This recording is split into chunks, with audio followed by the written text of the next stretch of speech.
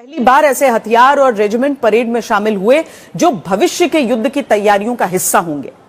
आज की परेड देखकर भारत का हर दुश्मन कांपेगा, क्योंकि चाहे छोटा युद्ध हो या फिर 4 साल से चल रहा यूक्रेन जैसा युद्ध, भारत हर युद्ध के लिए तैयार है।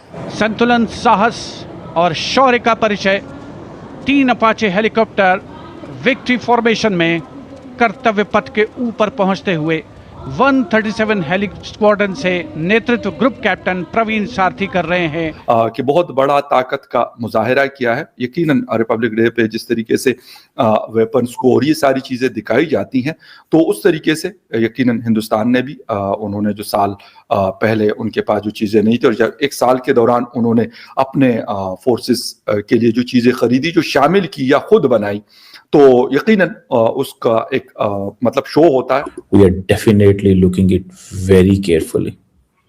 We are definitely looking it very carefully.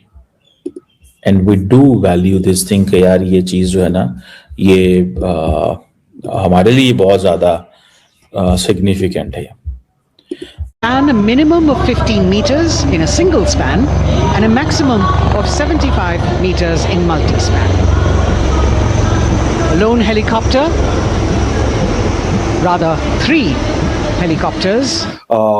मतलब बजट बहुत बड़ा है उनके पास, बहुत ज्यादा असला खरीद रहा है हिंदुस्तान, नई नई चीजें ले रहा है, वो जेट फाइटर्स हो, मिसाइल टेक्नोलॉजीज हो या कुछ और हो। क्या वजह है?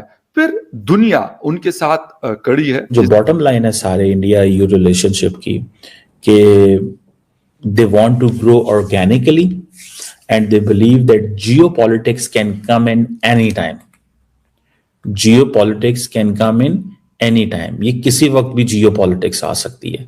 नमस्कार दोस्तों, हिंदुस्तान तक की एक और वीडियो में आपका फिर से स्वागत है। दोस्तों, आज कर्तव्य पथ पर इतिहास रचा जा रहा है। आज का ये रिपब्लिक डे सिर्फ एक झांकी नहीं, बल्कि एक नए और शक्तिशाली भारत की दहाड़ है। हमारे साथ चीफ गेस्ट के रूप में यूरोपियन यूनियन की पूरी टॉप लीडरशिप मौजूद है। इनका यहाँ होना इस बात का प्रमाण है कि आज दुनिया भारत को एक नए ग्लोबल लीडर की नज़रों से देख रही है। आज भारत किसी के पीछे नहीं, बल्कि दुनिया के कदम से कदम मिलाकर, बल्कि उनसे 2 कदम आगे ही चल रहा है। आज हमारी सेनाओं का ये नया अंदाज देखकर पूरी दुनिया दंग है। हमारी आत्मनिर्भर ताकत और घर में बने हुए हथियारों ने बड़े बड़े देशों को सोचने पर मजबूर कर दिया है। ये सिर्फ एक परेड नहीं है, बल्कि ये भारत का पावर प्रोजेक्शन है। आज हम दुनिया को दिखा रहे हैं कि हम किसी भी चुनौती से निपटने के लिए पूरी तरह तैयार हैं। आज का भारत डरता नहीं है, बल्कि आंखों में आंखें डालकर जवाब देना जानता है। भारत पाकिस्तान जैसे देशों को साफ संदेश दे रहा है अपने वेपन दिखाकर कि अगर तुमने हमारे ऊपर आंख उठा के भी देखी तो ऑपरेशन सिंदूर जैसा हाल हो जाएगा। इसलिए सभी कंट्रीज भारत के इस पावर प्रोजेक्शन पर नज़र बनाए बैठे हैं कि बहुत बड़ा ताकत का मुजाहिरा किया है। यकीनन रिपब्लिक डे पे जिस तरीके से वेपन्स को और ये सारी चीजें दिखाई जाती हैं, तो उस तरीके से यकीनन हिंदुस्तान ने भी उन्होंने जो साल पहले उनके पास जो चीजें नहीं थी और एक साल के दौरान उन्होंने अपने फोर्सेस के लिए जो चीजें खरीदी, जो शामिल की या खुद बनाई, तो यकीनन उसका एक मतलब शो होता है और वो लोग दिखाते हैं।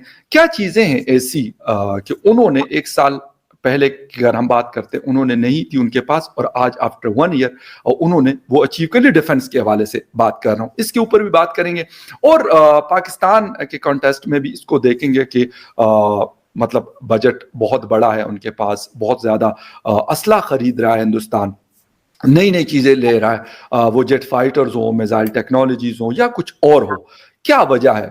फिर दुनिया उनके साथ कड़ी है। जिस तरीके से अभी कुछ दिन पहले हमने देखा 45 कंट्रीज की नेवल एक्सरसाइज हुई हिंदुस्तान में, या फिर अगर यूएस की पॉलिसी को हम देख लें तो वो बड़ी टिल्ट डाउन टुवर्ड्स इंडिया।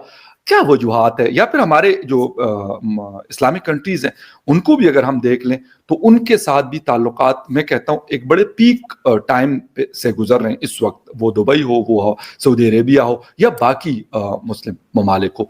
इसके पीछे वजूहात क्या है? किसकी मेहनत है कि ये स्टेज जो है, किस स्टेज पे आज हिंदुस्तान खड़ा है? से जो मेक इन इंडिया के बाद अब मेक विद इंडिया का जो नया फेज है उसकी शुरुआत हम देख सकते हैं क्या?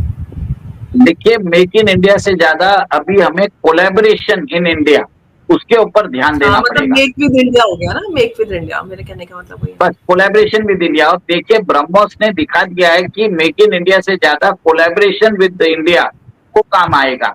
और इसके बाद ब्राजील के साथ अगर हमने ये डील कर लेते हैं तो हम वेस्टर्न हीजेमनी को चैलेंज भी कर सकते हैं। We are no longer dependent on America. America अपनी मन मर्जी से जब चाहे वो डील को रोक देता है, डिले कर देता है, इन कॉन्ट्रेक्चुअल ऑब्लिगेशंस को ऑनर नहीं करता है। तो कहीं ना कहीं भारत को ऑल्टरनेटिव देखने की जरूरत है। We have to see beyond America. तो सारे ऑप्शंस हम देख रहे हैं। फाइटर इंजन के लिए फाइटर इंजन के लिए हमने साफरान को चुना, हमने जीई को नहीं चुना है। हम अभी अपने जो फाइटर एयरक्राफ्ट है हम वो रशिया से ले रहे हैं और हम फ्रांस से ले रहे हैं। हमारा जो सुकोई 30 है वो हम अपग्रेड कर रहे हैं रशिया से। और अब ब्राजील के साथ अगर हम ट्रांसपोर्ट एयरक्राफ्ट लेते हैं तो उसकी जो टेक्नोलॉजिकल ट्रांसफर है हम उसकी बात कर रहे हैं। और टेक्नोलॉजिकल ट्रांसफर करने से देश के अंदर एक इकोसिस्टम में बहुत बड़ा निवेश आएगा। और एक और एक चीज होता है, जब बड़ी इंडस्ट्रीज ऐसी कुछ आती है तो यहाँ देश के अंदर जो स्मॉल एंड मीडियम एंटरप्राइजेस है, जो हमारे यहाँ पे स्टार्टअप्स है, उन सबको बहुत बड़ा फायदा मिलता है। और क्योंकि क्या होता है कि आप देखिए एयरक्राफ्ट के अंदर कितने सिस्टम सब सिस्टम रहते हैं, वो सब की जो प्रोक्योरमेंट होती है वो देश के अंदर से चालू हो जाती है। और जिसके कारण जॉब जनरेट होते हैं, फिर बाद में यहाँ पे एम्प्लॉयमेंट जनरेट होता है, इन्वेस्टमेंट्स आते हैं, टेक्नोलॉजिकल ट्रांसफर आता है, अपस्किलिंग ऑफ पॉपुलेशन होता है, ग्रोथ होता है। तो एक तरह से सोचे खुशहाली आ जाती है। तो मेरा ये मानना है, ये मेरा मानना है, ये मेरा व्यू है कि भारत को ब्राजील के साथ जो डिफेंस कॉपरेशन है उसको बढ़ाने की जरूरत है, ताकि ब्राजील और इंडिया दोनों मिलके साथ में डेवलप कर सके और हम दोनों अमेरिका और चाइना को चेक में भी रख सकें। क्योंकि ब्रिक्स के अंदर हमको चाइना को भी एक तरह से चेक में रखना पड़ेगा। और जब हमारा कोलैबोरेशन ब्राजील के साथ बढ़ेगा तब ब्राजील भी वैल्यू करेगा वो पार्टनरशिप को, और इंडिया और ब्राजील मिलकर चाइना को इफेक्टिवली चेक कर सकते हैं। सेकेंड, ब्राजील जो है लैटिन अमेरिका में सबसे बड़ा कंट्री है और हिस्टोरिकली उसका पंगा चलता है अमेरिका के साथ। अमेरिका के साथ भी हम एक तरह से अमेरिका को भी बोल सकते हैं कि भैया अगर आप टेक्नोलॉजी नहीं दोगे हम ब्राजील के पास चले जाएंगे। देखिए जब तक आप अपना ऑल्टरनेटिव नहीं रखोगे, जब आपको डिस्कशन करना है, आपको नेगोशिएशन करना है अमेरिका से, you have to do from the point of strength. आपके पास ऑल्टरनेटिव होना चाहिए, तभी जाके अमेरिकन मानेंगे। और डीप कोऑपरेशन जो है हम ब्राजील के साथ कर सकते हैं। देखिए हमारा कोई कुछ कॉन्फ्लिक्ट है ही नहीं हमारा ब्राजील के साथ। Historically we both the nations are having friendly type, so it is a win win partnership for both the countries. Shared mutual interest है, डीप कोऑपरेशन है, ये मेरा मानना है। अब हम भारत की बात करते हैं मुझे, क्या भारत अपने डिफेंस एक्सपोर्ट से एक स्ट्रेटेजिक इकोसिस्टम बिल्ड कर रहा है जहां पर डिप्लोमेसी और इंडस्ट्री दोनों को एक साथ हम मेंटेन कर सकें, चला सकें?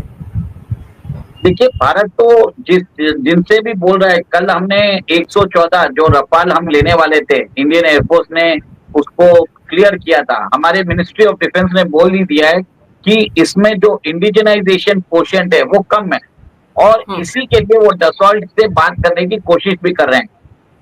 इनफैक्ट अभी हम रूस के साथ भी नेगोशिएट कर रहे हैं। दोनों में से कौन सा कंट्री हमें बेटर टर्म्स देगा, हम एयरक्राफ्ट उनको, हम जो हमारी जो फाइटर एयरक्राफ्ट जो बनाना है, हमें 114 एयरक्राफ्ट का जो ऑर्डर है हम उनको दे देंगे।